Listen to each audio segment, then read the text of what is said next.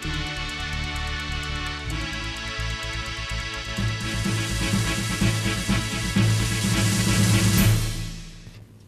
Bupati Aceh Besar Mawardi Ali melantik pejabat eselon 2 hasil seleksi terbuka jabatan pimpinan tinggi Pratama di Aula Kantor Bupati Aceh Besar Rabu 29 Agustus 2018.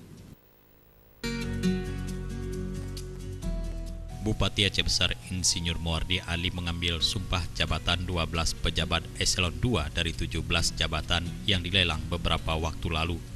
Ke-12 pejabat baru tersebut dipilih setelah melalui proses panjang dan persaingan yang ketat hingga lolos ke tahap 3 besar. Bupati Aceh Besar Mawardi Ali memilih mereka karena dinilai sebagai yang terbaik dari masing-masing peserta yang lolos ke 3 besar tersebut. Dalam sambutannya, Bupati Mawardi Ali mengatakan pejabat yang dilantik karena dinilai memiliki kapasitas, kualitas, kompetensi yang baik. Itulah sebabnya, kata Mawardi Ali, para pejabat tersebut diberi kepercayaan untuk mengemban amanah. Atas kepercayaan ini, Mawardi berpesan para pejabat baru untuk bisa bekerja sama terutama dengan Bupati dalam rangka mewujudkan visi misi pemerintah Aceh Besar.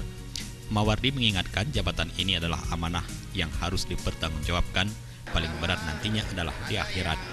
Usai dilantik, 12 pejabat eselon 2 tersebut juga diharuskan menandatangani fakta integritas.